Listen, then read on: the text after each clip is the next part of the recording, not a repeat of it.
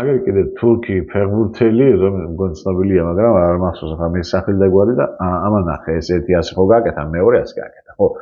ნუ ეხლა ესე ხო იცით რა წინამდებიდან რას ნიშნავს ეს ჟესტები, ხო? ნუ თუ ყველა სატანისტია უიტყვით. სატანისტი არ ვიცი, ვერ დავდე ბრალს, მაგრამ შენ თუ ხელს აწერ ამას. და მე იმათ სიმბოლოებს რო აპიარებ. ისეთ რა არის? დაში ჩვენ აღარ უნდა მეტყვით ახლა, ხო? ვერაფერსაც ვერ გააკეთებ ჯეჯობით. რატომ? იმიტომ ყველაფერი გაყიდულია, ყველაფერი მიყიდულია. ყველა რასაც ვუყურებ, ვისაც სიამოვნებ, ვისაც სარგებლობ, აბსოლუტურად ყველაფერი მათია, აბა კაი დედმამიშვილი იყო და არ გამოიყენო და არ იხმარო რამე. და არ უყურო ახლა ასეთ იმას სიამოვნებას, როდესაც მთელი მსოფლიო უყურებს, ხო? ო, ძნელია. ხო, როდესაც მით უმეტეს ფეხბურთის გახსნის ცერემონიებზე აი ესეთ манипуляციებს აკეთებენ. ამას ჩვენ ყველაფერს ვატარებთ, ხო? მაგრამ ვერ ვინც ნახა ვატარებთ, ხო? მაგრამ მე ვიძახი კემაინც და ზოგიერთი კითხვა, ხო? მაგრამ ვინც ვერ დაინახა კიდე იმის სრულიადია, ხო? იმასაც ვატარებთ, რომ აი სტადიონები კიდე გველის თვალებით არის არქიტექტურა შექმნილი და ასე შემდეგ. და აგერ კიდე ბოლოს ფეხბურთელების სიმბოლოები, რომ თუ რა მახინაციებს აკეთებენ ესე. ყველა ეს და იგივეა.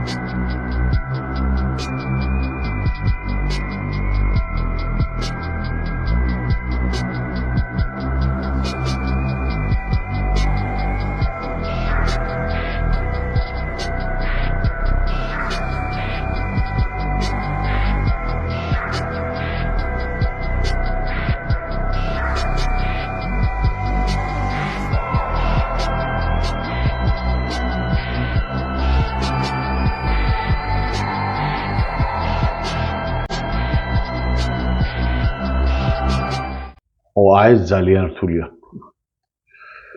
ყველაზე ის არის, რომ აი ესე როგორ უნდა გამატყიარო, მე ალზე არა ვარ, ესე კი არა, აი ესე რაღაც გამონტყიალებული, ნუ ძალიან რთული რაღაც, ალბათ იმისთვის ბონუსებს იძლევიან, ალბათ კი დამატებით თანხას მაგის. ხო, რა ვიცი. კარგი, ნუ ახლა მოკლედ ყველაფერი გავიგეთ, მაგრამ მოდით ბარეგან რომ იცოდეთ თუ რამხელა ფაქტად არის ეს გავრცელებული, ახლა აი ამ სურათს განახილ და მე მგონი მივხვდით, ხო, ვინც არის. კი, ბატონო. ჩვენი თოფურია გახლავთ. ნუ აბა ეს ამასაც განახებთ, ესეც იცით ალბათ რაც არის, ხო? იცით. ეხლა ეს ვიღაც ქართველს დაუწერია თავისით ყველაფერი. წარსალკე და ახლა მე რაღა ვიწვალო მეთქი და არ ვიცი ვისია, მაგ გაკეთებულია, ვერ გავიგე, მინდა ამოვიღე Google-დან თვალსწრები. დიდი მადლობა ამისათვის და აგერა წერია ყველაფერი. ნუ ეს ხო საერთოდ აქაც სათითაოდ ეს ერთ და იგივე ადამიანის გაკეთებული ახალგაზრდის არიეთყობა ყველაფერი აქ არის და ახლა მინდა მე განახოთ ორი რეკლამა რომელიც ერთი არის ესპანეთში გადაღებული და მეორე საქართველოში ამასაც მე ხმა უნდა გავუთიშო და უნდა შევკუმშო ეს კადრით დავაჩქარო უნდა იმიტომ რომ როგორც ითხარით დამიბლოკავენ და მაგრამ აქ რა არის ყველაზე მთავარი აქაც და იქაც ფიქსირდება პარტი. იქ საერთოდ აი ეს აქვია ესპანეთში რეკლამა როა იქ საერთოდ ძალიან აშკარად თავიდან კიდე ისე იწყება და ბოლოშიც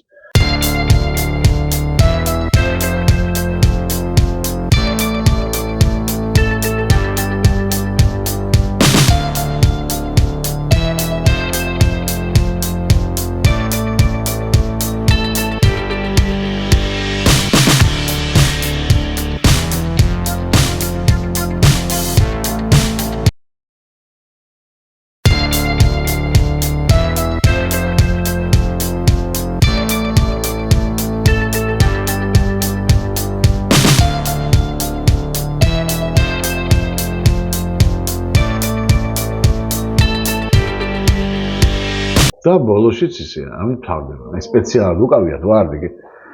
ხო გახსოვთ მე ის ხსნიდი ობიექტივის ტელევიზიაზე, მაშინ განახეთ თავის ქალა შენ მაგიდაზე რო ელაგა სატანისტების სიმბოლო, თავის ქალა, შავი სანთელი, შავი კატა და ვარდი, წითელი ვარდი, რომელიც არის სიკვდილის სიმბოლო.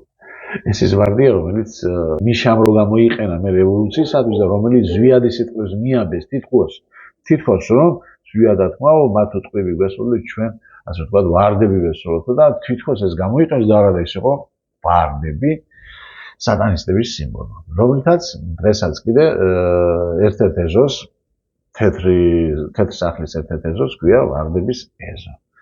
ხო, ამას ცალკე მაგრამ ფილმი გაკეთებული და შევეშვათ ახლა მაგი ხო, ახლა ჩვენ რო კი ვხედავთ, მაგრამ ყველაფერს ვატარებთ, ხო, ვიცით, რომ ვიხარი ესეც ოქროს ბიჭს თუ რაღაცას ვეძახით, დვალიშვილს, მერაბ დვალიშვილს, ხო, მაგრამ ის ცუკერასთან მეგობრობა არაფერი გავატარეთ, იმიტომ რომ ვიხარია ჩვენს ყველაფერი. და ხო ვიცით, ცუკერა რადონის სატანისტია, ეს ხო ვიცით, მაგრამ გავატარეთ ამას, ხო?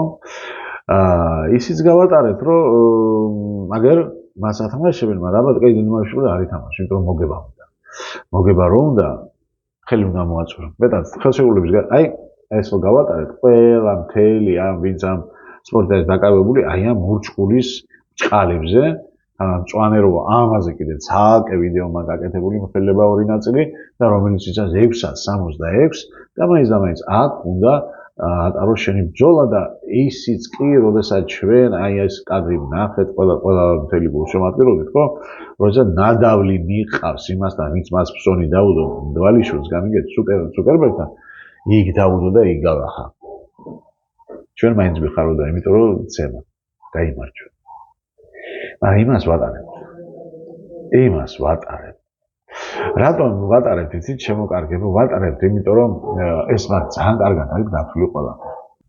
როგორც გითხარი, შენც კმაყოფილი ხარ, მეც კმაყოფილი ვარ და მე რა გინდა, ხო?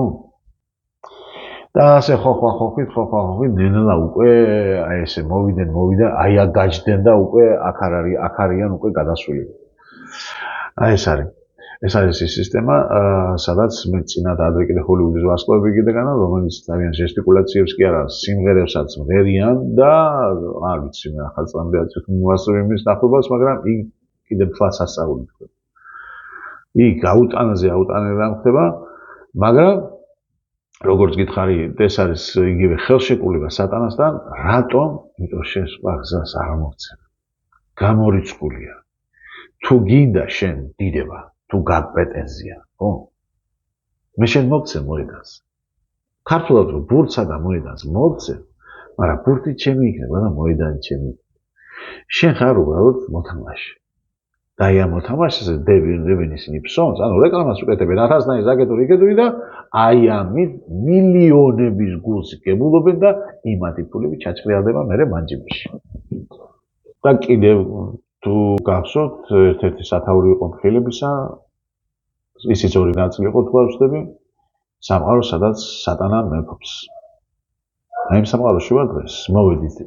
სწორედ იმიტომ, რომ ტყუილებით გაგვიბახეს ჩვენ ტვინი და 2000 წელიწადი ყვებეს, ესე იგი, ტყუილი ფანტაზიები და ილუზიებით, რომ აი რომ დამთავრდება 2000 წელი, ჩვენ მოვა ღმერთი და გიშველი და მორჩა და დამთავრდება და ერთი ამბავი.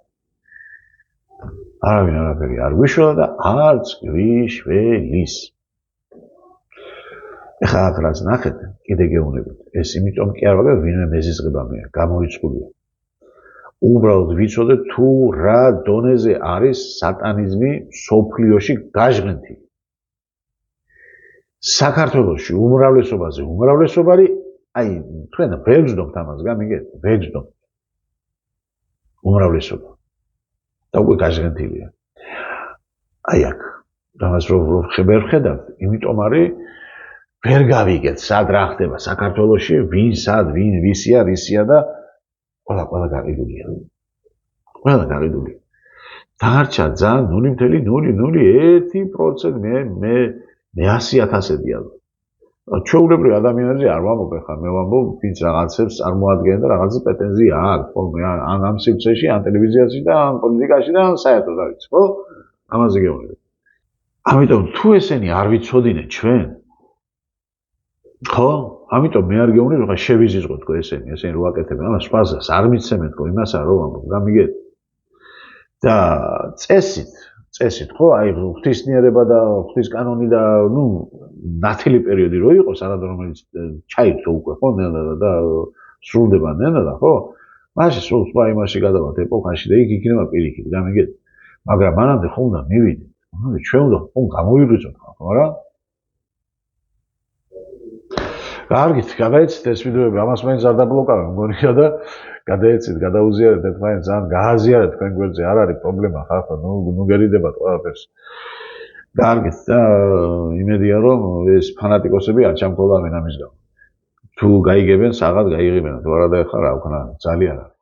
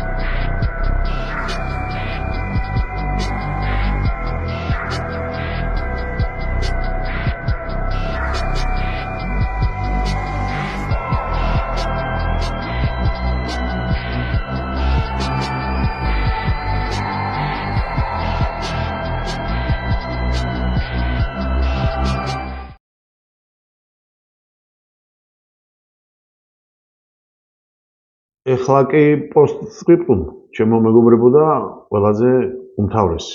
ანუ დავბალანსდეთ, ჩამოყალიბდეთ ეხლა და მე თქვენ შეგიყვანთ იმ სამყაროში, რომელსაც ქვია საიდუმლო კარები სატანისტებისა. მე მინდა ეხლა გაგაცნოთ თქვენ პიროვნება ამერიკელი ბილ კუპერი, რომელიც 90-იან წლებში მოღვაწეობდა, მაგრამ 2001-ში ის მოკლეს. ეს გახლავთ პიროვნება, რომელიც იყო სამხედრო, თუ კარგად მახსოვს, იყო წყალქვეშა ნავზე მსახურობდა, რომელმაც დაინახა იქ, ნუ რაღაც მფრინავი თებში და ასე შემდეგ და მის შემდეგ დაინტერესდა ის, მაგრამ როდესაც პროტოკოლი შეექმნა შესაქმნელი, მას აუგზავნეს მასზე საუბარი და ამის შემდეგ ის დაინტერესდა და დაიწყო კონსპიროლოგიური მოღვაწეობა. ნუ პრაქტიკულად რასაც მოვაკეთებ ის ასე ვთქვათ, შეეხო ყველას და ყველაფერს, როგორც მე და ყველა კონსპიროლოგი, ვინაიდან, როგორც ყოველთვის მithmams, მეგობრებო, რომ არ არსებობს დარგი, რომელიც დარჩენილია ამ სატანისტებზე, სადაც მათ თავიანთი ბეჭედი არ დაასვეს და სადაც არ გასვარეს ყველაფერი. მე ხა მოვიყვან მხოლოდ იმ მომენტს, ადგილს, სადაც მან დიდი დიალოგისაგან სადაც ის მხოლოდ საუბრობს ამ პარაგან ჟურნალისტებით ჩავამატე და აგრეთვე სპორტსმენებზეც საუბარი. გახსოვთ თქვენ, როდესაც მე מחული სიმართლისა 42 ნაწილი თუ 46 ნაწილი მქონდა გადაღებული თუ კარგად მახსოვს და იქ იყო რუბრიკა, სადაც სათავე მქონდა ასე, ექიმები კლავენ. ხო გახსოვთ, ხო. მე ცალკე კიდე მქონდა, რომ გაყიდული ჟურნალისტები თუ კარგად მახსოვს და თუ 3-4 ნაწილი მიუძღვენი მაგ საკითხს, რომ ამ კოვიდის დროს თუ ეს ჟურნალისტები როგორ არეკლამებდნენ ამ ვაქცინას და ნუ საერთოდ აბსოლუტურად ყველაფერს ჩიპირებას, ტვინში ჩიპირებას და ყველაფერი და რატომ შემოგარგება? რატომ? იმიტომ რომ მას ოფდიდან კატასტროფულ ასტრონომიულ თანხებს. სიჩუმისა და გამო. ოღონდ ჩუმად. შენ გააკეთე საქმე, ოღონდ ჩუმად იყავი. შენ ილაპარაკე, ოღონდ არ გათქვა ის, რისთვისაც მე შენ ფულს გაძლევ. გამიგეთ, ასე იყო ჟურნალისტებიც, ასე იყო ექიმებიც და ნუ ეხლა რა გასაკვირია, რომ სპორტსმენებიც და მოდით ბარეგამ ეხლა ეს ინტერვიუც ვიხილოთ ჩვენ. მოусმინოთ ეხლა ბილ კუპრიკი, სხვათა შორის ეს კაცი დაპატიმრებისას, როცა მას სახლში მიადგნენ, მან ამოიღო იარაღი და ისროლა ან სამართალდამცავებისკენ. რატომ? როგორ გონია თქვენ? განა ის რამე თავს დაიცავდა? არა, უბრალოდ მან იცოდა თუ რამხელად ქონდა მას შეტყობილი ამათ წინააღმდეგ, სატანისტების წინააღმდეგ და თუ ჩავარდებოდა ის მათ ხელში, თუ მას რაც უზავდნენ. ამიტომ უბრალოდ თავი გასცირა. მან სპეციალურად, იცით ახლა პროტოკოლი სამართალდამცავისა, როგორც კი იარაღის კეთილს წაიღებს, თუ დანაშაულში ბრალდებული არ აქვს მნიშვნელობა, როგორც კი იარაღის ხელს წაიღებს, მას ცეცხლი უნდა გაუსწრა. ასე რომ მან უბრალოდ თავი მოიკლა. იცოდა ვინაიდან მისთან ექნებოდა საქმე და რა დაემართებოდა მას. მოვუსმენთ ახლა ამას ჩვენ. И все журналисты знают, что есть некоторые вещи, о которых ты не пишешь и не говоришь, потому что в противном случае потеряешь работу. Именно в этом и заключается весь контроль. И именно поэтому они платят ведущим вроде Дэна аж $2 миллиона в год, потому что он не задает им вопросов. Он знает, что если пойдет против них, то потеряет $2 миллиона в год. Как ты думаешь, может ли мужчина, который хорошо выглядит и сидит перед телекамерой в 6-часовых новостях, стоить $2 миллиона в год? Ни за что на свете. Мне все равно, как долго он работает, и мне все равно, чем он занимается. На свете нет такой работы, которая стоила бы $2 миллиона в год. Именно поэтому спортсменам платят такие фантастические зарплаты. На днях я слушал радио. Они только что заключили контракт на выплату одному игроку одной команды $6 миллионов в год. Ты можешь в это поверить? И почему же так происходит? Это же римский цирк. Что делает император, когда люди становятся беспокойными, когда люди задают вопросы, и когда людям не нравится политика императора, он отправляет их в цирк, он создает цирк, он строит гигантский колизей и начинает бросать христиан на съедение львам. Он устраивает великолепные гонки на колесницах, футбольные и баскетбольные матчи, и все это для того, чтобы заставить идиотов думать о вещах, которые ничего не значат в мироустройстве всего мира. Чтобы у них не было времени узнать, в чем заключается правда, чтобы они никогда не стали достаточно умными, чтобы понять, как ими манипулируют, чтобы они никогда не задавали вопросов императору. Именно поэтому вы платите игроку футбольной или бейсбольной команды $1 миллион, или $2 миллиона, или $3 миллиона в год. Это настоящий римский цирк. Ესმით, აი ამ სამყაროში ვცხოვრობ ჩვენ, ჩემო მეგობრებო და აი ესეთი კაცი ხანუ ამას რო უყურებთ, ხო?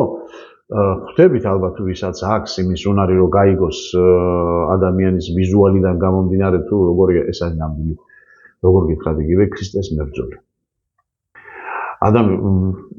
მე ხა ამერიკელებზე მზედამთავრე რო არ ამოდის იცით ხო, მაგრამ ეს პიროვნება არის ღვთისმიერი პიროვნება.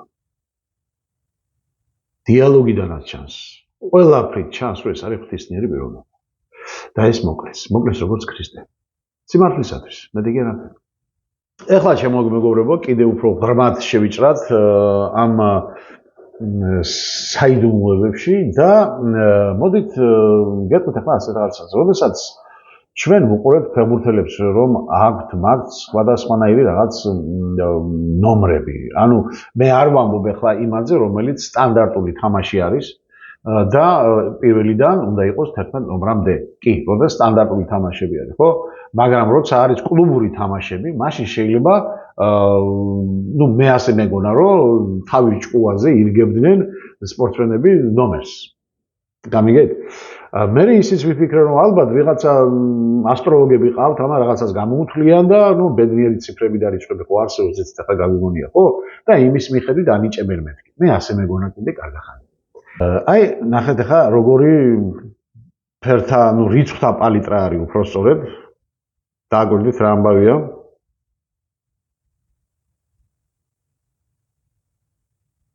ესე იგი, 11 ხო მთავრდება, ხო? 12-დან დაწყებული 99-მდე. 99-მდე. მე ასე მეგონა ეს გვარიანი ხანი. სანამ აი ამ კონსპიროლოგიაში არ შევიჭერი და არ დავინტერესდი ამ სატანისტების სიმბოლოებით და მათი რიცხვების, ციფრების, ფერების, ჟესტიკულაციებით და მთელი მამაძაღლობებით რა. ჩემო კარგებო, ჩვენ კარგად ვიცით, ეხლა მე გავამახვილე ყურადღება და კიდევ უფრო გეტყვით ახლა რომ ვიცით რომ რონალდოს აქვს ციფრი 7-იანი. ეს ყველგან ასე თამაშობს. იქნება ისიც შემთხვევით არის, ჩემო კარგებო, რომ რამოდენიმე წლის უკან, როდესაც პლანეტის პირველი ფეხბურთელი და დასახელებული იყო კანდიდატი ამ ორ კანდიდატს შორის ყველაზე დიდი ბრძოლა, ეს ბრძოლა ერთმანეთში კი არა, ჟიურის წევრი ასე ვთქვი, ვინც იყვნენ FIFA-ში, რომ ან მესი, ან რონალდო. ხო გახსოვს, ხო? მაგრამ მაინც და მაინც რონალდოს მისცეს. ხო გახსოვს ეს? ხო. და მას შემდეგ კიდევ იყო ერთი დიდი ჯილდო, რომელიც ეს საქართველოში არ გაჟღერებულა, ეს არის პლანეტის საუკეთესო ფეხბურთელს. და ჯილდოდ მისცეს ეს თხა. იცოდით თქვენ ეს? რომ თხა იყო მსოფლიოს საუკეთესო ფეხბურთელისთვის ჯილდო. ხო? არ ვიცოდით, ხო? აი, ხო ხედავთ? და ეს თხა თუ რაც იყო, ხო აგიხსენით არა? ეს არის იგივე ბაფომეტი, ეს არის სატანისტების ღმერთი.